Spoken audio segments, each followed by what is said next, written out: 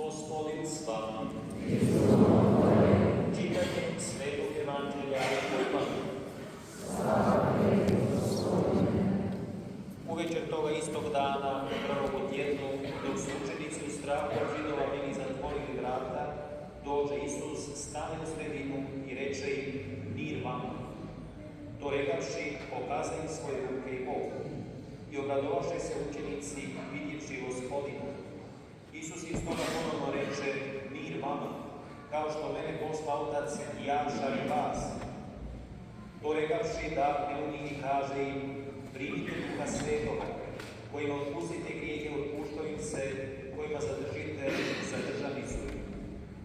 Ali Toma, zvani Blizanac, jedan od 12-torice, ne bijaše s njima kad dođe Isus.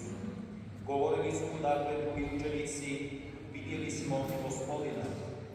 Oni odvrati: ako ne vidim na njegovim rukama biljeг čavala, ne stavim svoj prst u mjesto čavala, ako ne stavim svoju ruku u njegov bok, neću vjerovati.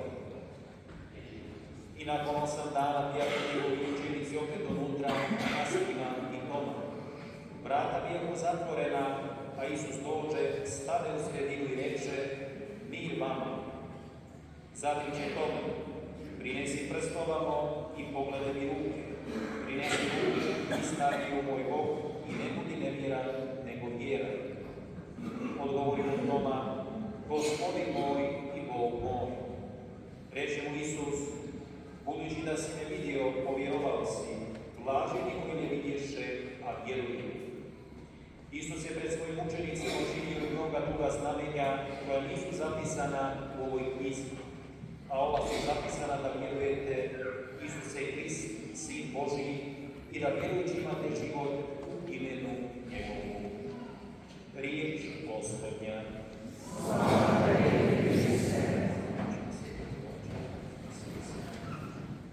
Jedna bijelu nedjelju ili nedjelju Božanskoga milosrđa, Evanđelje nas upućuje na naše ljudske slabosti. Slabosti koje mogu izrasti u snagu, ali samo uz djelovanje Duha Svetoga.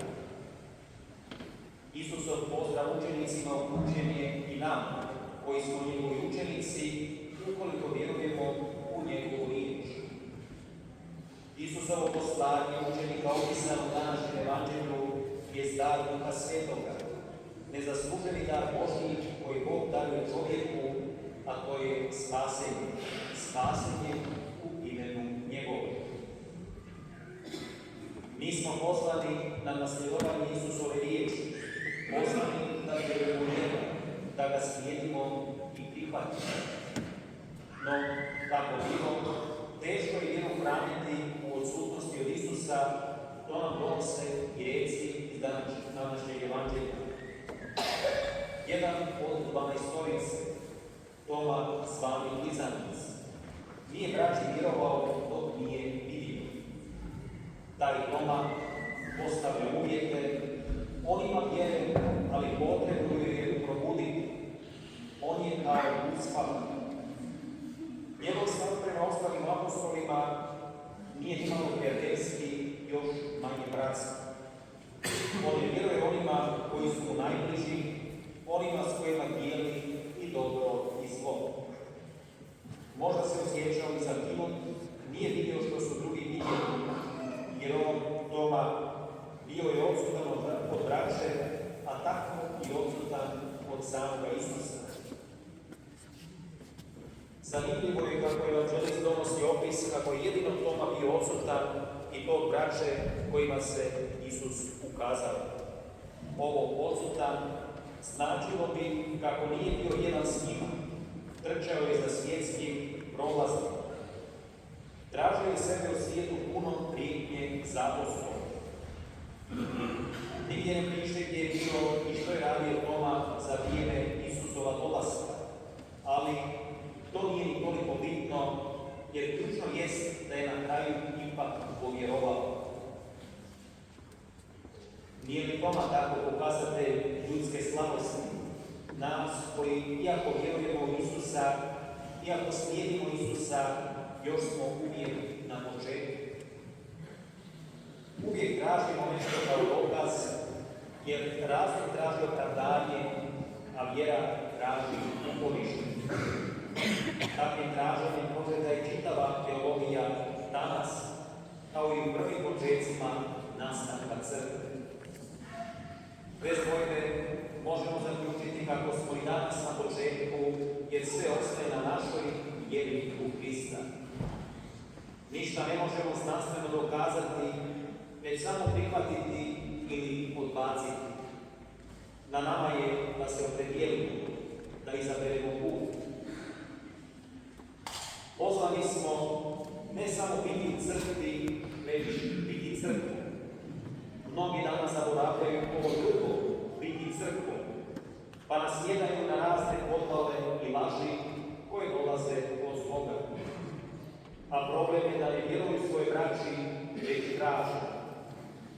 Vjerovati braći u ovom slučaju znači vjerovati crkvi.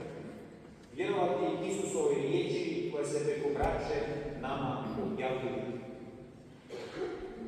Kako bismo vjerovali, potrebno nam je jedine srce otvoreno prema Bogu koji nam danas progovara i upozorava nas na opasnost i odjeljenosti od braća, onih koji su okupljeni u ime Hristovo, iako to mnogo puta izgleda besnadno. Opasnost odjeljenosti od braće, to jest crkve, donosi zamku da čovjek odluta. Toma nije odlutao, on se vratio u crkvu, ostalim apostolima. I odmah postavlja uvjete, želi vidjeti i opipati Isusove rane. No, da li je Toma zaista imao vjere ili je na snazi bio duh koji je Isus podario apostolima? Toma se vratio među apostole i tada je povjerovao, iako je još uvijek sumnjao i tražio dokaze.